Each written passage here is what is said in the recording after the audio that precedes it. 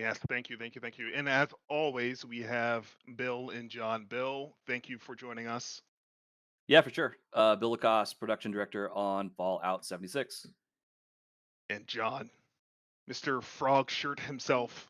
Oh, so glad you Show, mentioned yeah, it. show Now the everybody people. gets to see. Look at that. I, How cool is yeah. So, what's the story behind the shirt? One more time for us. Does it need a story? You're right. You're right. You're right. I It like does to speak leave for things itself. open for interpretation. I don't like telling people what to, How to you know, feel, I what to think it think. stands by itself as kind of Yeah. a. All right. anyways, I'm John Rush, creative director on Fallout 76. Yes. Thank you, John. Thank you so much to all of you for joining us for this AMA. Let's go ahead and get started. We'll get close to getting started. We have a lot of general questions about Fallout 76 as a whole, and we plan on getting to as many of them as we can for today.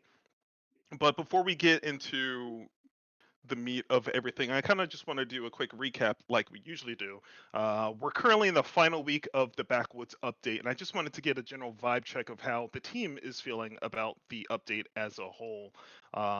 And how does the work that the team did for the Backwoods kind of set us up for future content? I think I'm going to toss this to John first. Sure, yeah. So, feeling really good about our latest update. It's great to pop in and see so many more players participating in events, activities, and enjoying the great rewards that they're getting from those. And even go, would it be toe to toe? I guess with Yeah, Bigfoot, but it'd be better if his name was Big Toe. yeah. Go foot to You'd- foot, go heel to foot no. foot to foot Doesn't works. work. You know what I'm trying to say, though. So yeah, so what that did was, I've talked about this in interviews in the past. Our fishing update, in its own way, was kind of a big inspiration for kind of the passes that we're doing over existing locations or features in the game, right? So you've probably heard me say a couple times, wherever you can swim, you can fish, right? Well, as a player, to me that kind of refreshes the whole map. I can explore the whole map again because I'm going to find new things.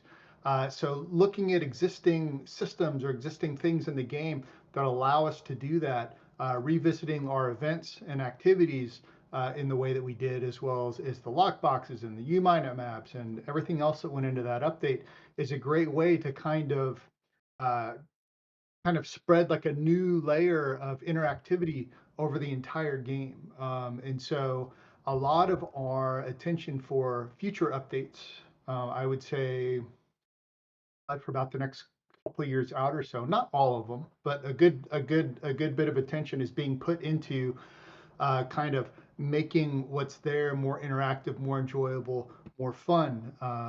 I've used the word thickening, right? Thickening the Appalachian experience for players, giving them more things to do, more ways to enrich their playtime. So, boy, that was a long answer, but Feeling the good. TLDR, real happy with the update and glad to see folks enjoying the events and activities. Yeah, yeah. I still haven't found an opportunity to use the thickening term in any social yet, but Yeah. if you see that on social, if you see the term thickening out there, you know that it came from me, and it's my fault that you're now reading it. Yep. Bill, how are you Yeah, feeling? I mean, yeah, good. I mean, as John kind of alluded to, all of our updates, are setting ourselves up for the future. We try to support them the best we can. As you saw with fishing, like John mentioned, we have future updates. We have more fish coming. We have more legendaries with new regions that we knock out. So yeah, it's all really good. And along with the features that we put out, we also have a ton of QOL fixes. Improvements to damage or AoE or armors. And so I think with all of that, we're just constantly trying to always make the game better, with every update. So, which again sets us up better for the future. Yeah. Carl and Fahad, anything to add? It's weird. We so on the design team, it feels like we're always living in the past, the present, and the future all at once. So it's like right now we're on the brink of moving into a new patch. So it's like the past feels very in the past, even though when I boot up the game, it's still where I was before. So I don't, lost and confused, I guess, is my answer, which is kind of the answer to most things. But how about you, Fahad? How do you feel? I feel good. I mean, going back to like John's point about thickening up the experience, I think like Infestations is kind of one of the first features to kind of use a lot of the work we've kind of preempted in the previous patches, like all our updates to like the perks, all our updates to combat, to kind of balancing on weapons. Like Infestations is one of the first foundations of us kind of adding more emergence and challenge into the open world, and kind of gameplay that allows players to kind of encounter additional threats where rather than just face tanking everything as well. So yeah, this is an example of like us kind of introducing additional challenge by using the work that we've done leading up to this as well. Yeah, those are all really, really good points. Thank you. And then my next kind of kickoff question is: anybody have any fun stories about their encounters with Bigfoot in the wild alongside players? Actually, getting to kill it is fun. Yeah. Internal playtesting did not often end in a victory, so it's good to be alongside people who have much better DPS output than I do. Yeah, you're always going to find players with insane DPS outputs. Anything Yeah, else from? usually on live, you'll see just, hey, there's Bigfoot. Oh, he's dead. Whereas on live, we were like, how will we ever kill him? Oh my God, it's everything that we could do to try to take him out. But I do remember, maybe it was Carl, somebody or actually it might have been Kevin Thomas again, got kind of like yeeted by Bigfoot. You hit him with the stick, and he kind of flew back and got hit by one of his projectiles and kind of died midair and just fell. That was pretty cool. Call that a hat trick. The hat Yeah, we trick. do. Yeah, exactly. The old blood bag tick. All right. Well, let's go ahead and get this started, and we're going to kick off with probably the question that we've gotten the most, and I'm going to direct this one towards Bill. So, Bill, you get to talk to us about the next gen update. Where are we with that? It's Yeah. everybody wants to know. Yeah, actually, that's great that a lot of people are asking about it. I think that's awesome to hear. So good news for everybody. Obviously, we've had this in development for about 8 months now. We're coming to the end of that. As we speak, we've been doing a lot of testing. We've got access to improvements across Xbox Series S and X, as well as PlayStation 5 and PlayStation 5 Pro. So all of that is coming. We'll have more to announce over the next couple of weeks, but that's coming on the horizon fairly soon. And we're also working on a way for you all to be able to access this via a public flight. So not only will you be able to test out PTS on them, but also play that on your console. So that's what's coming.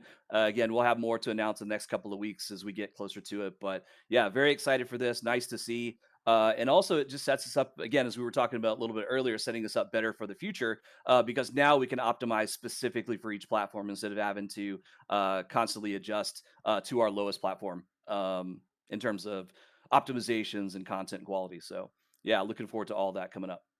Yeah, that's really, really huge. I think you all should look forward to seeing the Infestations release notes. We'll have more information about the next gen update there. So that's quite literally by this time next week you'll know more. But I don't want that to be lost. I don't want this to be lost in the answer. So Bill, you said that we're aiming to bring PTS to consoles. Yes, correct. So that'll probably, like I said, you'll have to wait because we have dates on this, but that's for later time. But Yeah. you'll be able to do PTS on these in the future once we get these released. That's huge. That's huge. That's something that I know a lot of players, a lot of console players have asked us about. So I'm glad that we'll be able to provide them with a way to participate in these PTS testing periods. All right. Well, my section for now is done. I'll pass this over to Danielle to take us through more of the general questions about Fallout 76. Sure. Thank you so much, Richard. So our first question is from Sarah Dislike That. Hi, Sarah. How do you balance between casual players and min-maxers? So this is kind of a question for the whole group. If we want to start with John and Bill, and then Carl and Fahad, you can answer. Sure. That's a great question. Fallout 76 has a lot of different types of players, right? as you noted in your question, those are a couple of them. We pay attention to all the feedback that we get. Yes, I'm reading the chat. I can see the feedback there too. But we watch the feedback on the videos. We're checking out Reddit. And I've said before, we're never really paying attention. Well, we are, but we're not dialing into like the very small specific things. Like I need this color hat, or I need, we're looking at kind of the larger strokes of feedback that we get from players. And what we do with those when we're composing our timeline is we try to align those with the different types of players. So usually a feature will be mostly oriented towards one of those specific groups, and then there'll be elements of that feature or other things in that update that are nod to other groups. So whereas, builders had a huge moment in camp revamp, right? Uh, and kind of mid-level players, early game players had a big moment with Backwoods. Our elder players are kind of getting a good sized moment with infestations, right? As a way to face more challenging mobs and another avenue to get 4-star legendaries, which players have been asking for in the feedback that I had mentioned. We read, watch, and listen to. So there's really no formula, right? To like make sure everybody's happy and everybody's getting the right things. As players of this game ourselves, a lot of this is kind of done by feel, right? To make sure that folks are getting what they need to continue to feel engaged and challenged. But yeah, future plans for the game, as I've said before, years out in advance, take all of our player types into account to one extent or another, update to update. Yeah, that's a great answer. I feel like there's something for everyone in 76. What about you, Bill?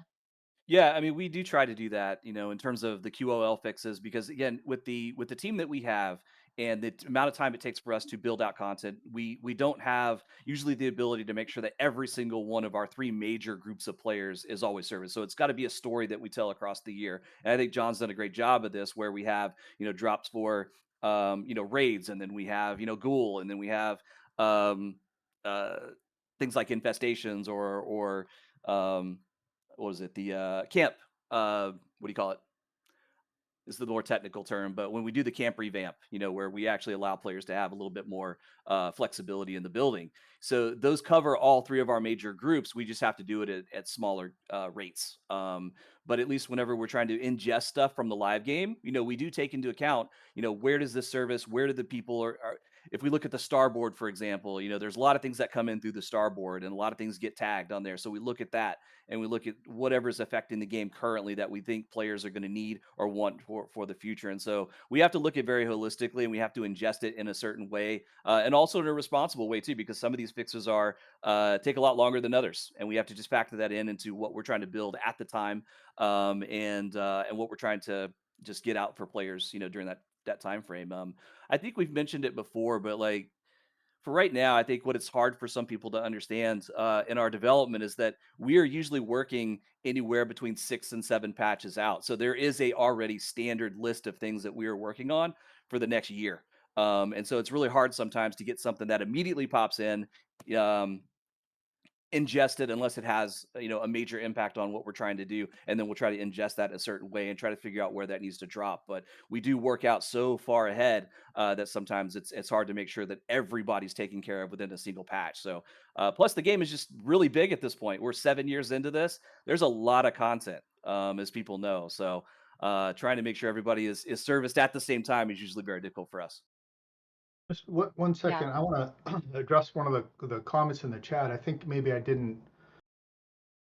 I think I might have given kind of a bit of a muddied answers. Fallout Worlds Enthusiast asked, so we have to wait a whole year to get update for the groups we're in.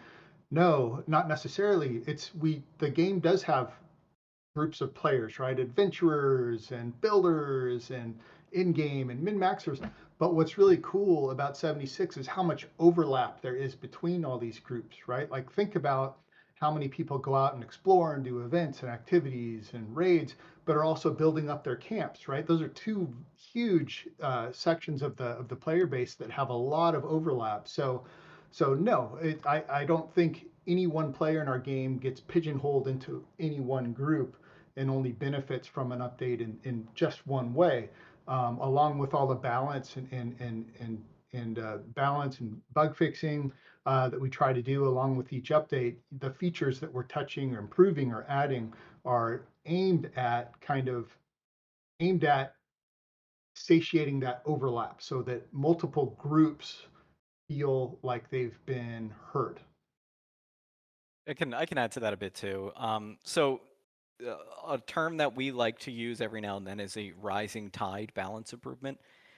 So we try to look for targeted fixes on things that benefit everybody. Like we were saying, we have a large variety of players, but some of the most beneficial fixes are ones that end up improving the experience for all groups all at once. If we look at a feature like Infestations, which you could pit as a very high level end game feature, in many ways, it's actually works for a lot of folks because we are a multiplayer game. You are going in with people who are way better equipped than you, and they can take on those enemies, and you could join along with them. That is something a little bit different than a raid, which is you have a much more focused group for it. So putting something out there in the wild like Infestations, I think we do see that as kind of a rising tide type improvement that is tackling something for everybody. Very similar to the activities and events update we did, the patch before, of just trying to improve the overall experience across the board for folks. But we do have long-term things in mind for each of those independent groups, which I don't think we're going to go over anything in particular in this one, but we are looking for those tactical moments where everybody does get to benefit from it. And I'll also note, because I'm seeing just a lot of notes on like, when are we going to fix this? When are we going to fix that? When it comes to fixing things on a game this big, a quick fix can often lead to just breaking something else as well. So sometimes we put fixes further out in the launch of things in order to have the appropriate time to test to make sure that that fix isn't breaking something else at the same time. While it feels like we could patch every hole, it's that classic cartoon trope of you plug your finger here and another one sprouts up, right? So it is there's some strategic thinking involved in that as well.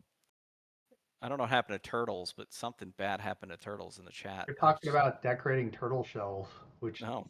makes me think they're separating shells from turtles. Do they get angry when you do that?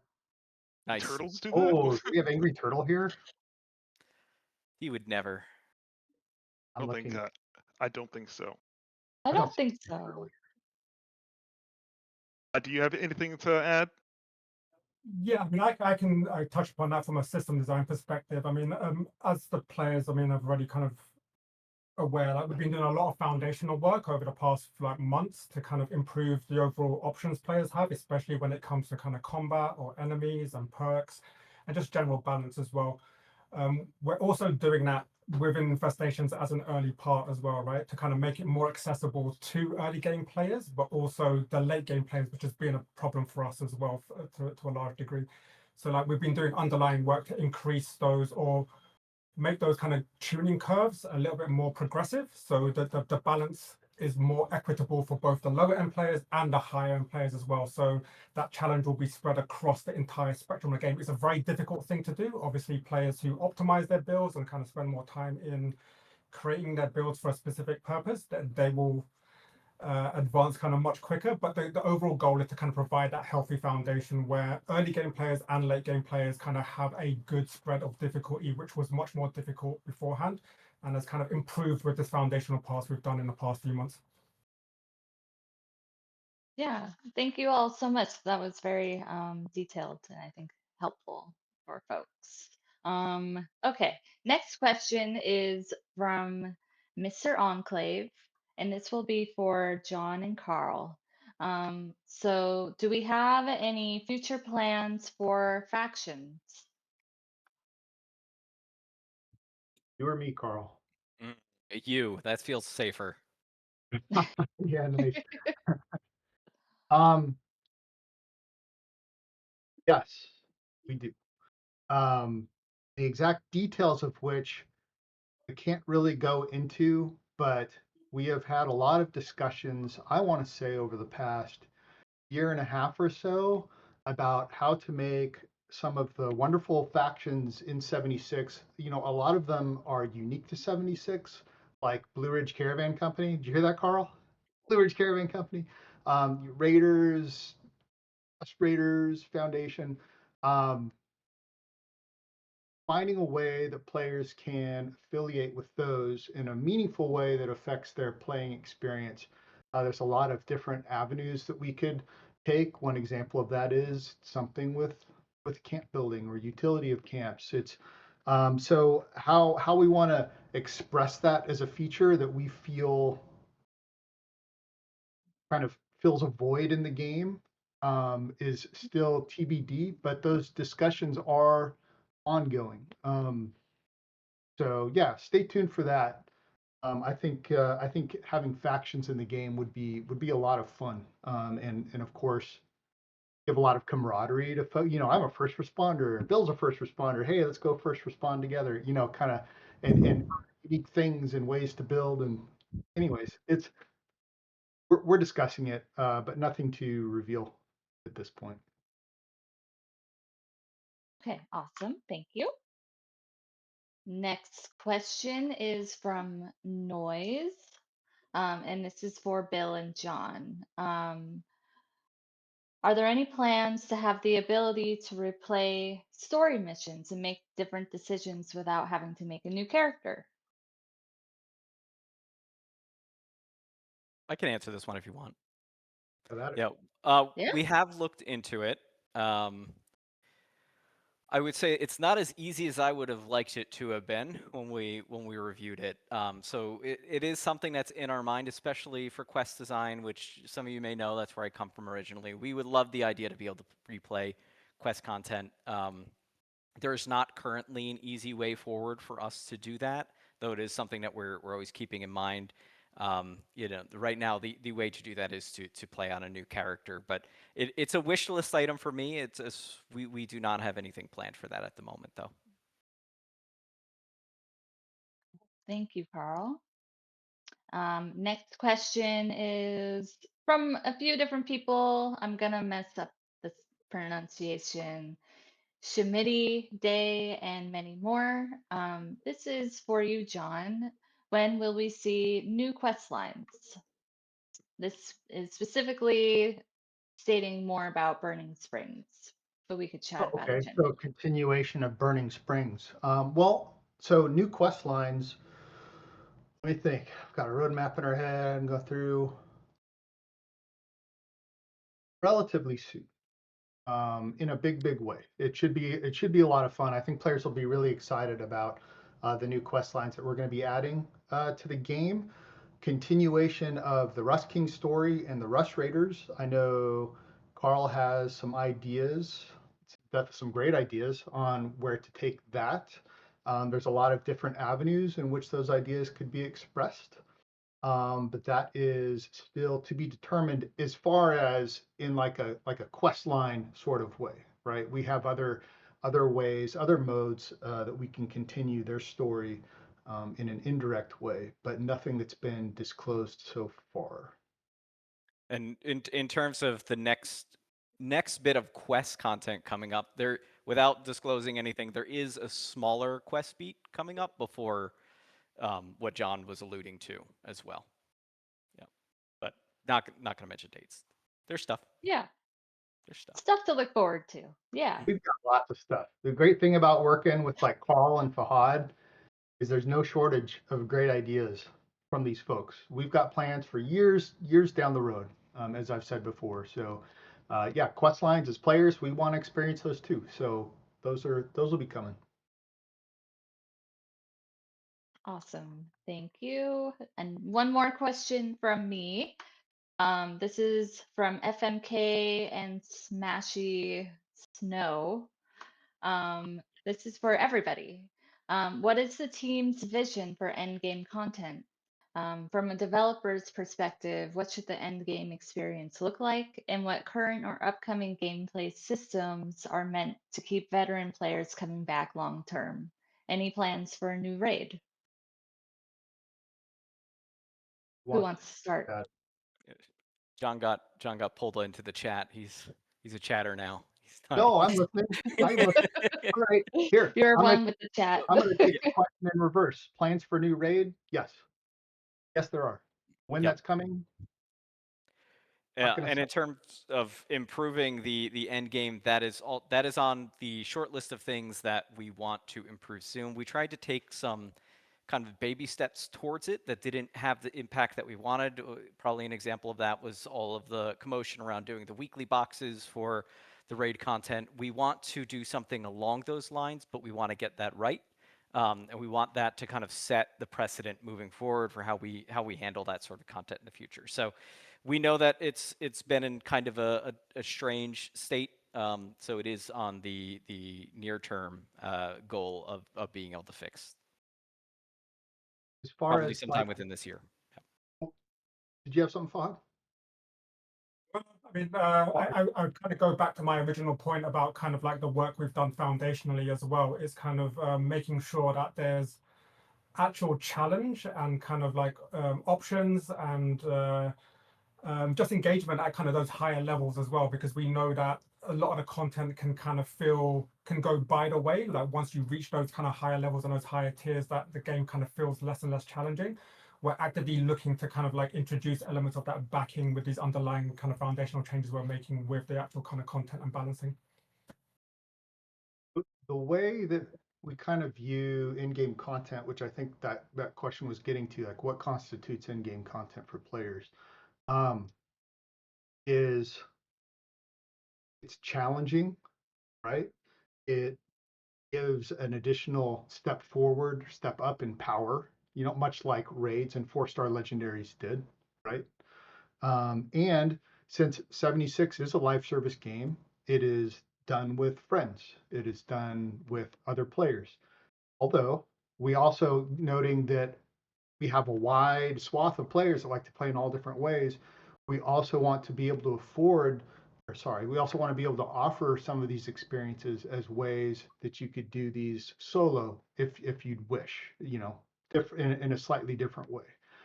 So really it's increase in power, challenging, playing with friends. So a lot of the features and systems that we've placed in the game, the beauty of a lot of the newer ones, I'm going to use bounty hunting as an example, is they offer ways to easily expand upon that experience in meaningful ways and in ways that satisfy players looking for that in-game challenge, those in-game rewards.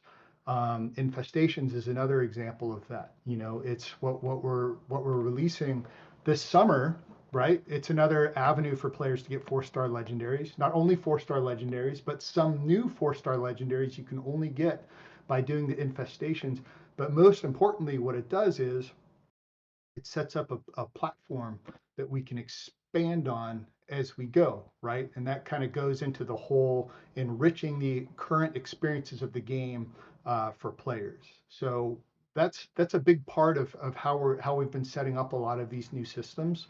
So in-game players, early game players, I think everybody's going to be pretty pleased over the next couple of years or so. There's a lot of big surprises coming.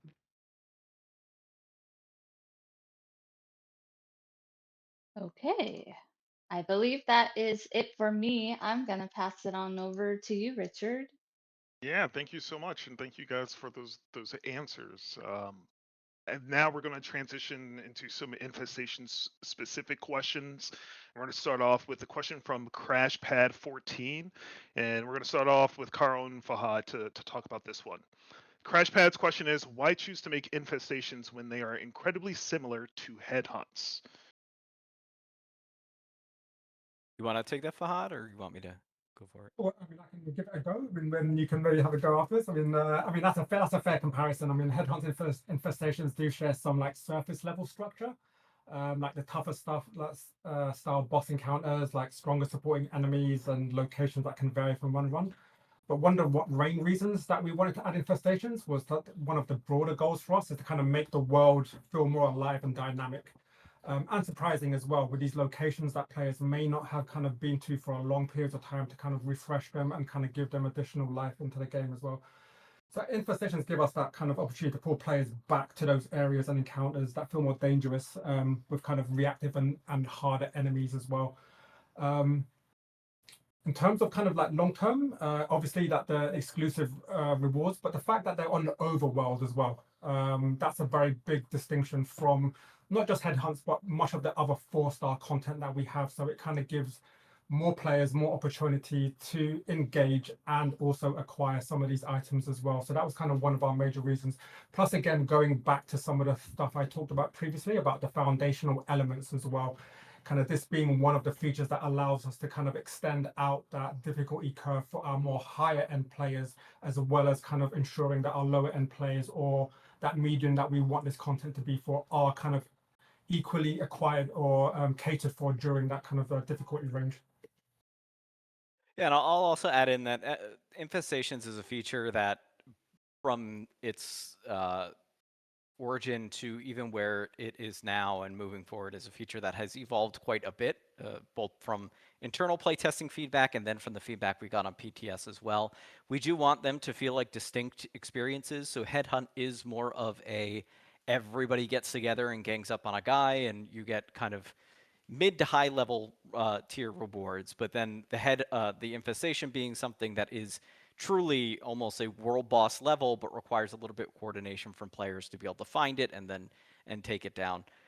Long term, I wouldn't be surprised if we start seeing those things diverge as we handle the feedback that comes in from it. But it's something we're anxious to see players get their hands on out in the wild. Our PTS crew is always it's a different there's a different level of performance we see out of players who play in PTS versus ones that we see living in the wild for a while. So it's something we're going to be keeping an eye on. Ultimately, we don't want them to feel like identical situations, right? I think right now they kind of ended up converging a bit in their designs, but long term, we do want those to feel like different experiences with different rewards that come from it. I think that 4-star element, that is an important distinction with Infestations. It is meant to be a way for players to dip their toes into the 4-star pool without having to fully invest themselves into raids, and we'll likely be pushing the design in a way that complements that, and keeping headhunts more of the casual everybody get together and take down this outlaw type feel. I add to that a little bit. So yeah, to Carl's point, headhunts being a very pointed experience. I'm gonna spawn a headhunt. I'm gonna post my bounty. I'm gonna participate in it, and I'm gonna finish, and that's it, right? Infestations is more about, it's promoting exploration, right? We have on our map, we have a lot of fantastic locations on our map that really don't get much use after you get through that part of the quest. Or, it's people will go and they'll see the same things and they'll loot the same things. Infestations is a way to add a bit of surprise, right? So a way to add a bit more interactivity to our existing map. It's also thematic to kind of the wasteland, different groups moving in and trying to take them over, and served as a great way for us to reward our in-game players with the 4-star legendaries. Not only that, but the surrounding mobs for these bosses will be carrying legendaries as well. So it can be a very rewarding experience. As far as one of the common critiques that I've been reading is, well, it's going to put out casual or early game players. Well, hey, the wasteland's a dangerous place. You're wandering around. If you stumble upon a 4-star legendary boss, maybe go the other way. And also, if you're a new player, you probably aren't too concerned about 4-star legendaries. You're probably, still working your way through 2 and 3-star. However, being an inconvenience for maybe any quest things that are going on there, I think that these infestations are going to come up and go down pretty quick as players have hunting parties to go out and take these down and get the 4-stars. And hey, if you're a newer casual player and you're feeling brave and you want to hop in and play shoulder to shoulder with some veteran players, Infestations will let you do that, right? You can still participate. I'm going to kind of give like a glimpse under the hood about Infestations a bit more. Earlier, I had talked about a lot of these new features kind of becoming platforms for for doing different things in the engine or expanding upon them in different ways, right? Well, one thing that Infestations does is it lets our team make great use out of our wonderful community team, Richard and Danielle, and also our live team, right? So we actually have this feature hooked up to these under the hood live controls. So picture this, we could say, as an example, flip a switch. Hey, guess what? Now there's like 5 active infestations and it's all super mutants. Hey, players, there's a super mutant invasion going on right now. You need to go in, take that out, and perhaps when you clear that out, something else happens, right? Again, this is all under the hood stuff that a tool like Infestations allows us to continue making fun and engaging content for players well after the initial feature release. We do have plans for more expansion of Infestations down the road as well, making it a bit more, what's the word I want to look for? A bit more interactive, I would say, with your team members. But what's coming to you this summer, I think players are really going to like, especially if it means that they're able to get new and unique 4-star legendaries. Yeah, that's a great way to kind of wrap that up because and it's also a great tie into our next question, which is from Killer 303 Jr. and Flackles, and it's about our RNG and pity systems. We're gonna break this into 2 questions. The first one's gonna be for you, Fahad, and I was wondering if well, I guess Killer and Flackles say in Infestations, the main reward players will be vying for are new 4-star legendary mods and gear. But as a reward system, this is heavily RNG based. There's nothing wrong with it on its own, but it seems like every update focuses on RNG based rewards. So Fahad, I want to kick this first part off to you about the rewards for infestations. Where did we land on that for release next week? Yeah, so for the final release, I can say we guarantee a 4-star if you defeat the boss. And we propagate 3 stars and down kind of like across the mobs in the encounter as well to kind of make them worth your while to kind of go through. So that's a random RNG as well. But a guaranteed 4-star is guaranteed, although RNG will always be part of Fallout 76. It's something we discuss kind of internally quite a lot. We understand the inherent unfairness that can come out from it at times as well, but it's just something that we rely on to make sure that it feels exciting, that it feels fresh, that it feels unique. The reward is going to feel unique as opposed to a treadmill. Unfortunately, it comes with the side effect that you could be disappointed.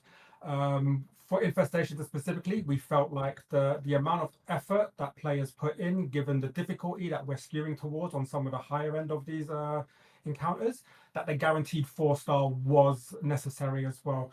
So players can kind of drop in and engage and kind of earn these 4-stars, but also we balance that out against what we feel is going to be the final frequency and participation of these events as well. So these kind of set aside from raids where you kind of have to get into a team and you have to go into a raid to kind of like complete them. These are widely available on the map, so anyone can participate and they'll be a lot more frequent. So the RNG is kind of, without getting into detailed numbers, the RNG is tuned with that kind of information at hand. Yeah, and then Carl, could you speak to us about kind of your thoughts about RNG and pity systems too? Yeah, so I'm guilty of playing more than a few gotcha games. So pity systems and myself are well acquainted. There is an aspect to our game, though, that we want to make sure we're able to preserve, and that's actually not the RNG, but rather the community aspect of how players can acquire weapons. So if there's anything that we review more than kind of a new system to gamify it, it's more about asking whether or not our players have an interesting way to trade those items to one another or in a way that feels fair. So trying to keep that aspect alive is important. It doesn't just come up with weapons, which has a kind of more of a long-term window that you can get the thing you want, but also events as well with things like glowing mask dropping and that sort of thing. But the ability for players to sell things to one another opens up the game in a way that many other games with a pity system wouldn't. So we haven't exactly bitten into something we were happy with there just yet, because we also we don't want to delete the player market, right? We don't want you to be able to get everything exactly what you want if you you know, if you exactly get it, because we also want you to go to the players' camps to look at what they have in stock, to feel like when you get your item, it's really special, and then contemplate: do I keep it? Do I put it on display? Do I sell it to other players? A lot of from the beginning, that was an enriching part of our game that we don't want to lose immediately unless it feels like it's the appropriate fit. So at the moment, I would say we don't have an appropriate fit right now for a pity system for it. It is a common subject that we're talking about on our side, though. Awesome. Thank you. Next question is from Cybersonic76, and it's for you to chat about, Fahad. Why are infestation bosses so weak? I find this question funny because they are sure as hell not really that weak. But Yes, definitely, like Carl mentioned, like our PTS community, they're like, you guys are so dialed in to the game that I'm not shocked that some of the bosses might have felt weak for you. But Fahad, yeah. So I'm going to take there's a bit ironic irony in that statement as well. I mean, are they too hard, or they're definitely not weak? I mean, that's not the feedback we've been getting so far as well. So I think obviously again this is going to be one of our biggest challenges and things we're going to be actively working on is that kind of spread, right? So like how we tune the numbers down at the lower levels versus the really high levels as well, and kind of making sure that we're not too generous on one end versus too strict on the other end as well. So that's something we've actively been doing via the infestation feedback. So initially they were dialed maybe a bit too high. We've kind of tuned them down a little bit so their time to kill is a little bit more looser. But they're definitely not weak, that's for sure as well. Yeah. yeah, I remember when we dropped the Infestations PTS and players, like everybody was just being one shot immediately, and we saw the feedback that it's pretty much kind of like Death Spawn running just wasn't an enjoyable time because the PTS players were getting dropped immediately. So it's been nice to see the work the team has done on infestations throughout this PTS process. This PTS process has been probably one of the most enjoyable ones for me so far because there's always been so many new changes coming in from the team. Yeah, and I just want to kind of add addition to that as well. I mean, the PTS feedback was great, so thanks for everyone kind of giving us feedback on that, but also kind of watching how players' play style actually changed when encountering some of these infestations as well. So obviously that initial disencouragement of kind of the one shots were way too much, so the time to kill was, like I said, being reduced, increased. But watching players actually use cover or communicate or kind of move around the space more effectively or kind of set up like goals to kind of take out mobs first before encountering the boss themselves, like seeing stuff like that to kind of add richness to the overall combat encounter, which may have not been there in some of the and I don't want to say negatively against headhunts, but like the big cluster gang up that happens at the beginning, which can kind of really wipe out a boss or an experience very quickly. We're trying to kind of make sure that the encounter has some life to it before it kind of just gets taken out really quickly off the server. Yeah, and I want to add a little bit there too, which is, and this is a little bit contrary to something that John said earlier about like a lot of the decisions we're looking at kind of the vibes of playing it. That's certainly an aspect to it, is just kind of measuring the funness of it. But one of the benefits we have as a live service game is that we have data that we're aggregating over time. So when this was in PTS, we were keeping an eye on the data, how long it was taking to kill them, with just generally the difficulty of that based on that data. Once it's out in the world, we will start to see dramatically different data, and we will make decisions based on that as well. So we have targets that we go for with that sort of thing. When if it's under or overperforming in that regard, we try to make balance updates to go with that as well.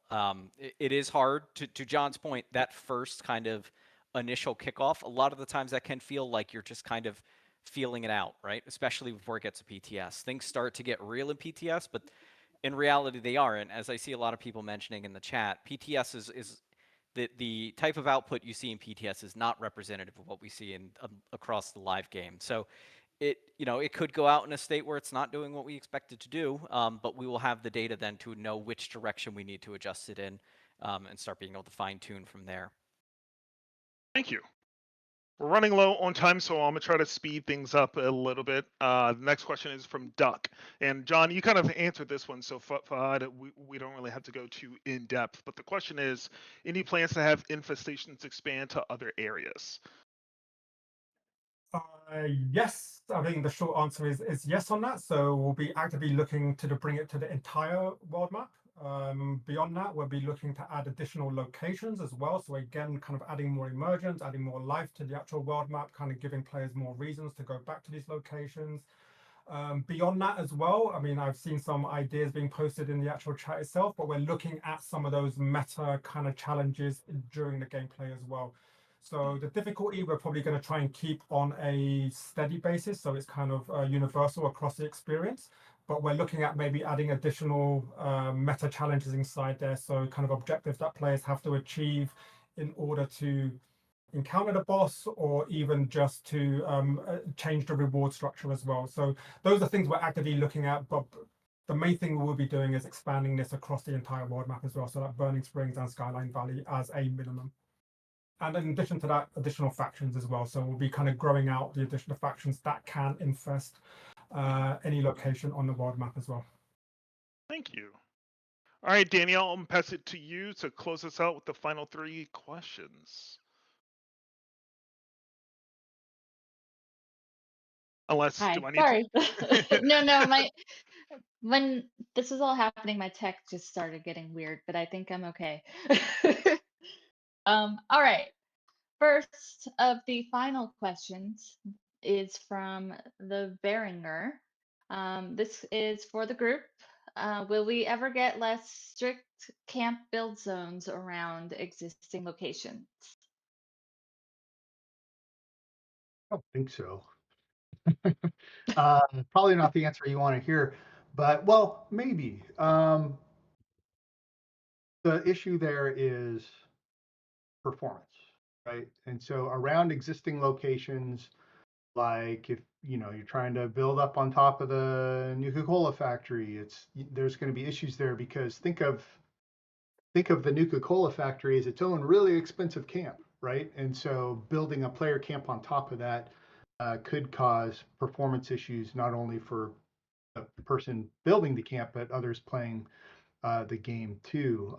We do have a bit of sort of bandwidth kind of being offered to us with some improvements that are going to the game that could alter that, but I kind of doubt it. I think it's pretty important for the consistency of the service to make sure that players aren't impacted negatively by coincident builds like that. Okay, thank you. Plus, plus, Oh, plus, if down the road, if we ever wanted to look into making camp budgets bigger, then that would be something that would factor in. It's like, well, what happens if we make camp budgets bigger and they start building next to the Nuka-Cola factory? Oh, I guess we can't make camp budgets bigger because that would cause issues. So it's kind of a seesaw, right? Kind of a balancing act there. But that's a good question. yeah, agreed. Thank you, John. Next question is from Sunny. Let's see. Do you think that we will get any more or additional character customization? This is also for the group, so whoever wants to chime in, feel free. What do you think, Bill? Me? That's more for you. Why is that more for me? What do they mean is my question, Well, because we're releasing new ATX stuff all the time, new in-game Like rewards all the time. new hairstyles, Yeah, new new tattoos, hairstyles. Oh, new okay. face Like Yeah. of the human, the form Face underneath. stuff, Yeah. Yeah. Maybe more hair colors. tattoos, You know, Yeah. what do you think, headwear. John? Good one. You know what I think would be fun? Although I don't know how we would do it, is if there was like some kind of animation overlay, like you could say, I want my character to be like more casual or something. Yeah, So I'd like love that. overlay, That'd be great. yeah, like an overlay that goes on top of the existing animation set. So now my guy's walking around like this or something. I get it now. Yeah, that would be cool. Yeah. But to answer the question, I'm sorry. Yeah, I love when John answers the question with, "I don't know how we would do it." No, we could. You know, the thing with the tattoos is because of how the character create was authored. It's like when you're in the character create and you're putting these faces together, right? And you have like your grime layer and your makeup layer and your tattoos, and what happens when you create your characters? It takes all of those and kind of plops it into a map, right? Like an atlas. Um, because of limitations in the engine, and actually a lot of other engines too that have a character create system, there's only so many of these uh, alpha textures, the textures with the transparency that it can support at any one time as multiple players run around with all this stuff equipped. We have looked into ways to expand that, and we've even kind of tested the waters a little bit too by offering up like tattoo packs that players can try out, and they did okay. You know, I think honestly, and feel free to disagree. As a player, I think players would probably enjoy hair color, hairstyles, and more tattoos in that order. That's my impression. And feel free to disagree with me in the chat. Tell me what you're looking for. But yeah, we're always looking for ways to do that. It's just we do work within constraints, like all live service games. What I love Yeah, about for more sure. hair is more diverse NPCs too, because Yeah. we're we're running into a situation. NPCs start to look like, haven't I seen that guy before? So Running out of hairstyles. mhm. There's a lot of Duchess around the world. Yeah. Yeah, that's true. Oh, so good. Okay, last question. This is from in the was side. I don't. Okay, I'm gonna move on from that. This is for John. Um, let's see. In the future seasons, will there be more relevant items themed around the season itself? Yes, absolutely. I mean, there are some items in the season coming up that are very relevant to the season, and there are some that, as you had mentioned in your question, are not really, having much to do with the feel of that update. But to our conversations earlier about trying to satisfy lots of different tastes in these updates, we feel it's important in the season rewards to try to kind of cast a wide range of offerings for folks, because it's for the number of folks that don't want the new kitchen set or sink set, or there are folks that are gonna want that, and that'll be like their most favorite thing from the season. It is important to kind of keep like a lot of the key offerings very thematic to the season, and even stuff like the titles and icons. But yeah, the future seasons will, you know, they'll maybe trend a little bit more towards the overall theme for that update, and maybe pull away a bit. It kind of depends. But I do understand. I do understand your point. I understand where you're coming from. Awesome. Thank you so much, guys, for all of these questions. And that's going to wrap it up for us here in the Infestations Discord AMA. So yeah, thank you, Carl, Fahad, John, Bill, Danielle, for joining us. Thank you to you all, chat, for joining us too. I hope we were able to get to as many questions as we could. I hope that you all feel good about the answers that we were able to provide.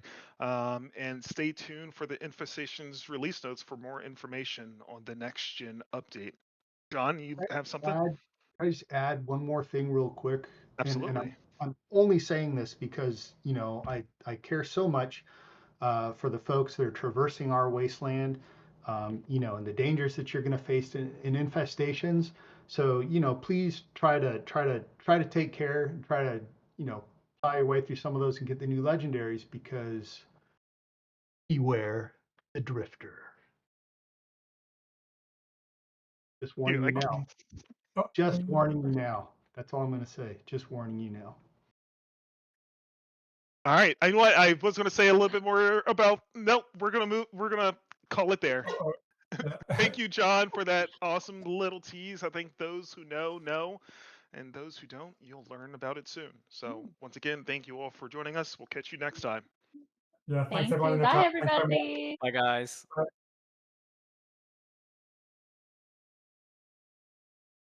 How do I leave? The big red button on the bottom. Bye, John. John, get Wait, out are of we here. leaving or are we staying? We are leaving. Fahad needed some help with leaving. Oh, I don't want to go. What do you mean? I want to stay. Dude, This is fun. it is fun. Dude, But I I'm at can't. home on vacation. I've got nothing to do. Okay, but I'm not on vacation, and I can't just leave you here with everybody. Let's talk about my shirt some more. I have a meeting. You have a meet? Oh, okay. Yeah, Right, I fine. can't leave you here with everybody. So I'm gonna close it down. Bye, everybody. Maybe next time we could do like a little after hours with John Rush. Nobody All right. wants. At least 84 people do. They don't. All right. Bye, Bye-bye. everybody.